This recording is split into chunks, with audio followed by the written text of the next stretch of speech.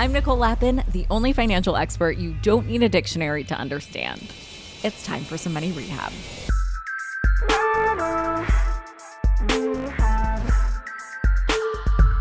Finances should not be sexy. I know this is counter to everything we saw in like The Wolf of Wall Street with Margot Robbie and her fabulous ankle-breaking heels. But also, how well did The Wolf of Wall Street work out anyway? So, as you know, I talk a lot about the unsexy, slow, and steady investments like index funds, ETFs, and CDs, or certificates of deposit. So when I got a DM from money rehabber Lauren asking whether she should put some of her money in a CD, I invited her on the show ASAP. Here's some of our one-on-one money rehab.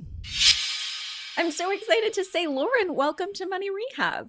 Thank you for having me. This is lovely. A little birdie has told me that you are a longtime listener to the show. I am. It's nice to have you as a first-time guest. I'm super excited. What is the question that's on your mind right now? So my question is really around CDs. Like, are they worth it now that we have higher interest rate savings account, which I currently have with a 4% interest rate, and they're offering, 5.5.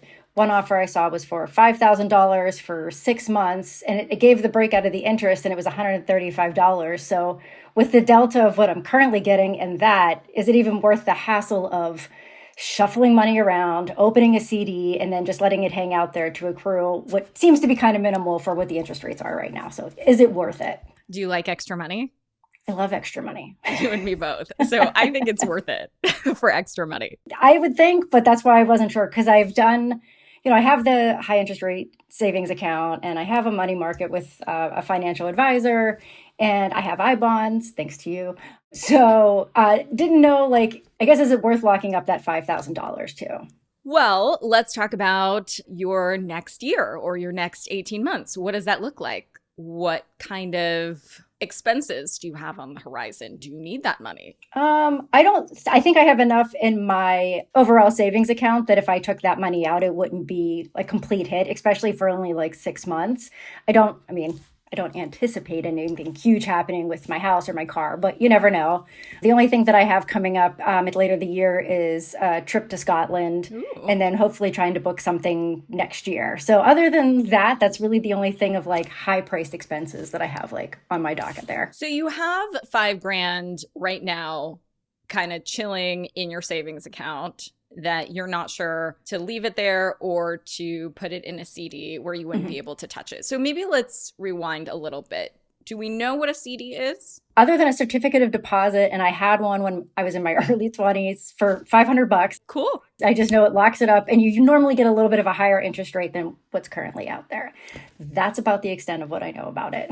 Yep, exactly. So it's locked up. Usually, if you withdraw early, you get a penalty. So right now, you don't need to use that $5,000 for anything that you can expect, right? There's always unexpected stuff. God forbid something happens to your car, something happens to your roof, whatever. But right now, you have $5,000 extra, essentially, in your high yield savings account. Yes. That's awesome.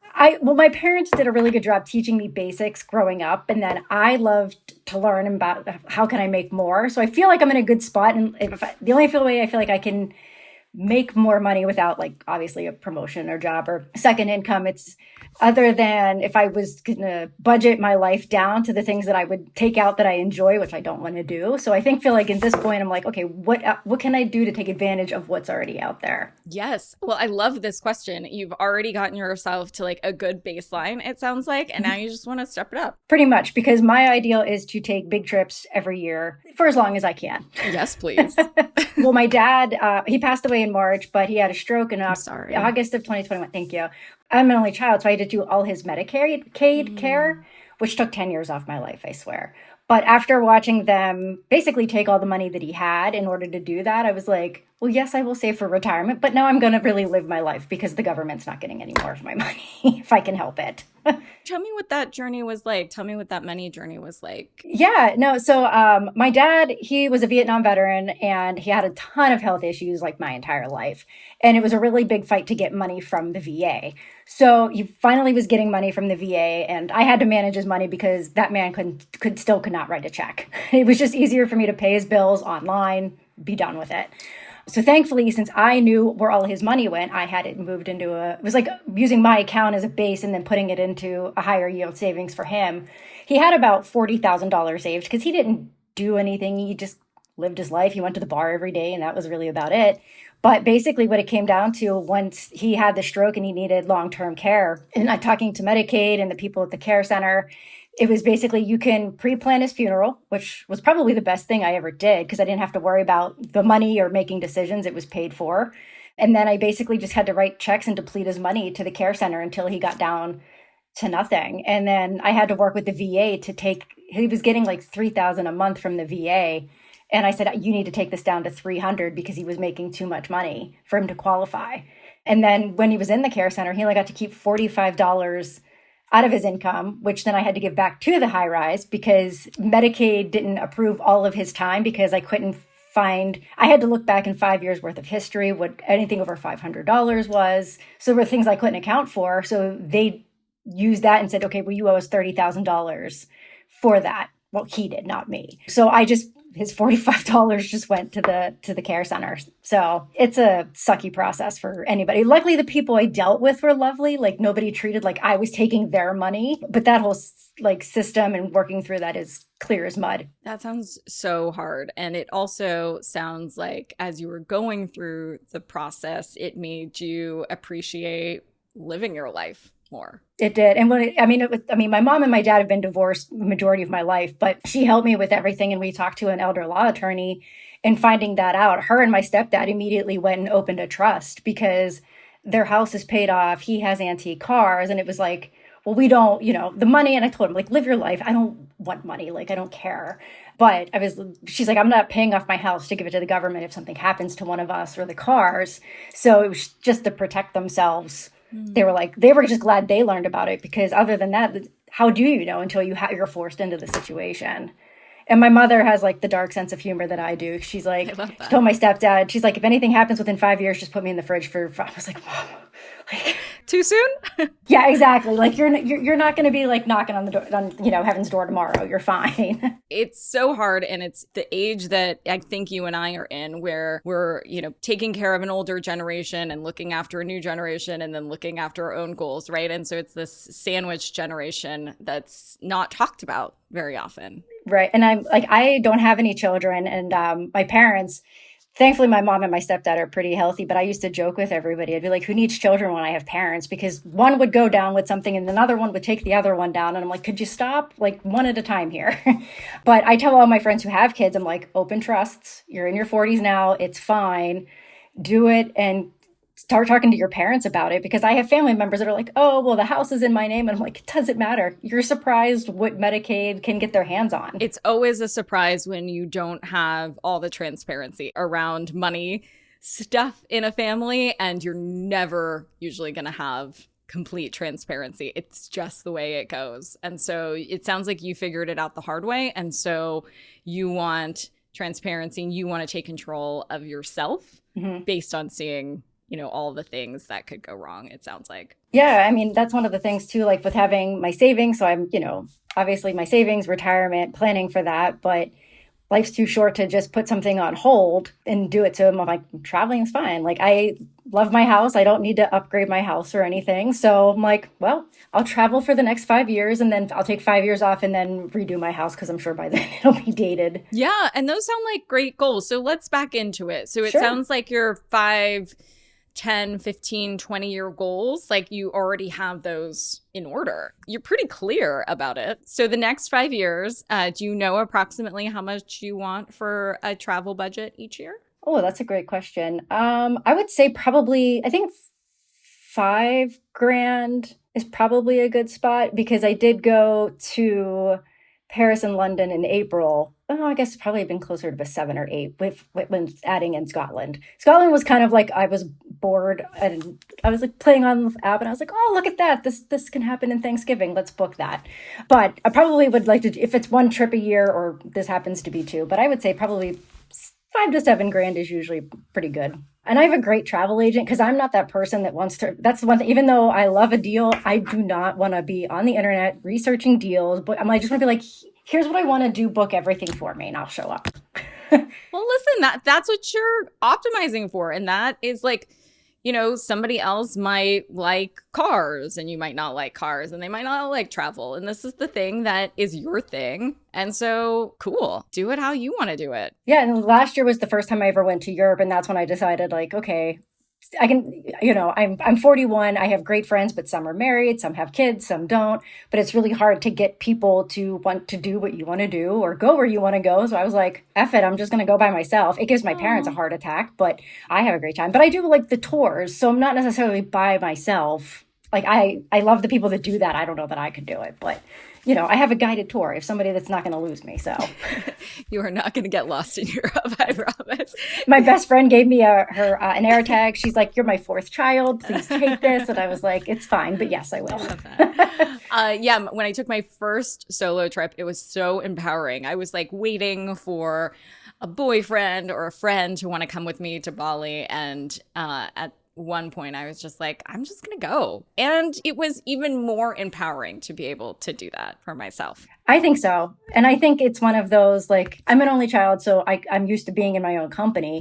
But when I was married, I mean, he was a ball of anxiety half the time. So it's just nice that I can go and be like, if I want to take a nap, there's nobody that can say anything. If I want to go drop $4,000 on a purse, that's what I'm gonna go do. Yeah, girl. Okay. Listen, women get a bad rap for all of that drama.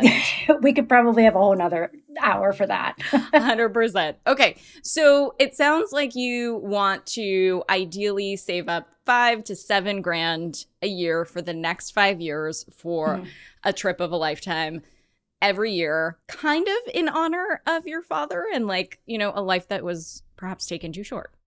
Yeah, and I mean, with him being in Vietnam, he got to travel the world. He was in Australia. I mean, not in a good way, but he was still in a lot of different places. So that's one of the things that I'm like, I want to see what I can. And I think people, put their life on hold because somebody can't go with them or they don't want to do it. And I agree with you. It was probably one of the most empowering things to do. And I wish, like, I tell everybody that I know that's younger, because I've had interns and trainees and stuff in my jobs. And I'm always like, live your life. Like, your job will be here. Trust me. The world went without a pope for 3 weeks. Like, the company's not going to burn down without you being here. Like, just go.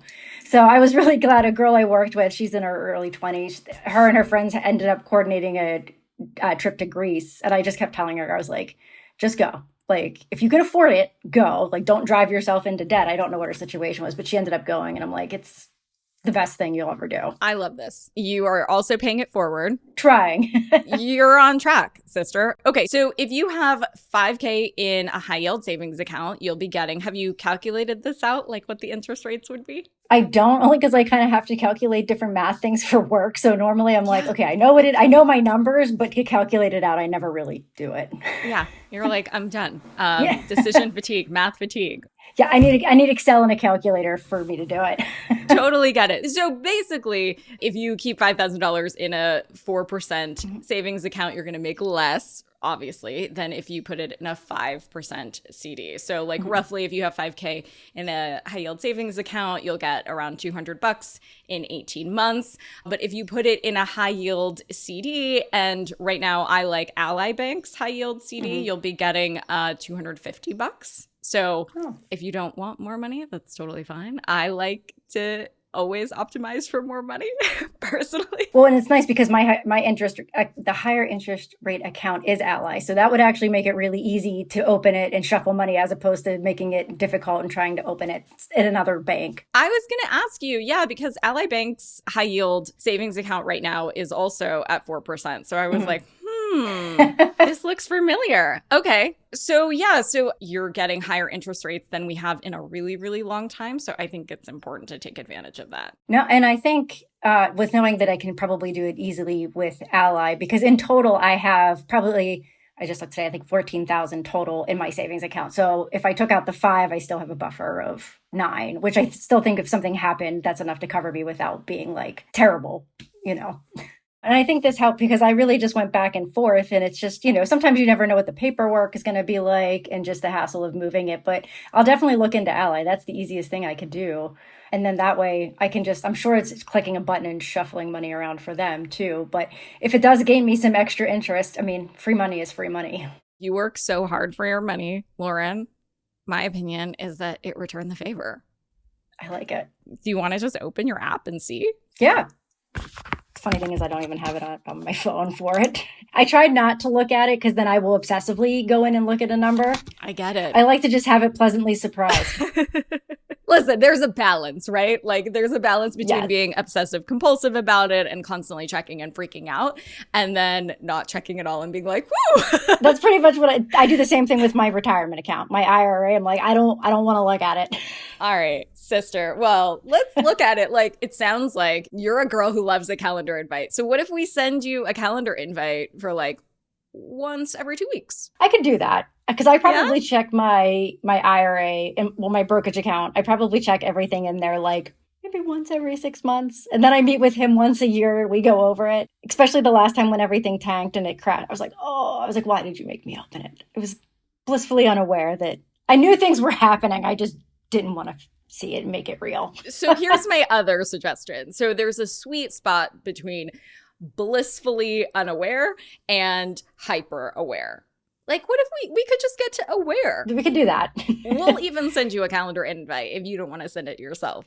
So we'll take out the friction from this and we'll say, Lauren, every 2 weeks, time to check your accounts.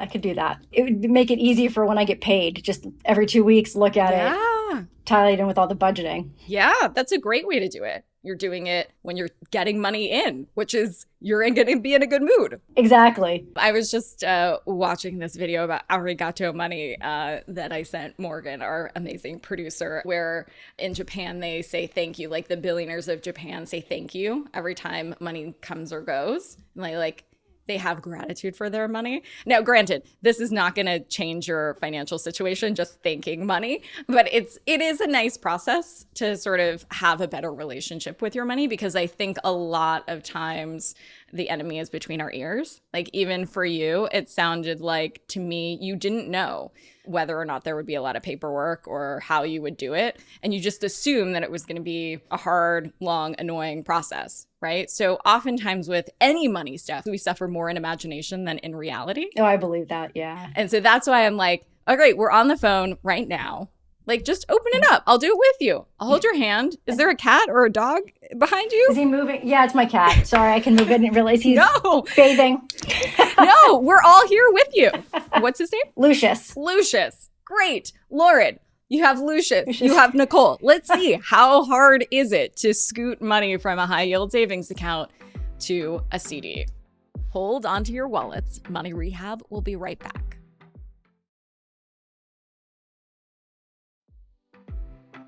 And now for some more money rehab.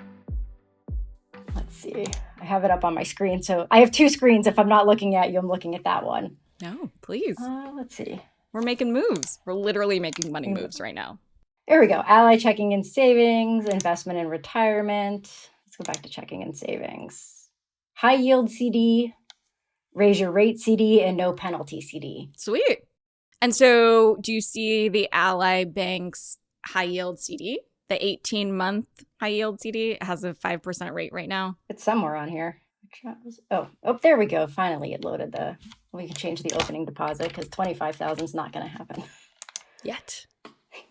Good point. Okay. So yeah, it does have all the interest rates there and it's loading. Here we go. Individual online certificate of deposit, 18-month.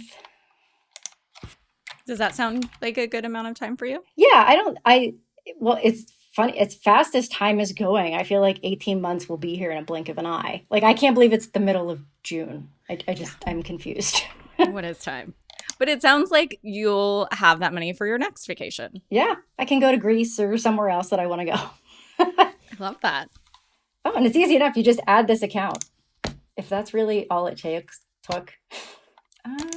This is easy enough. I can add a joint owner. I'll add my mother later. Okay.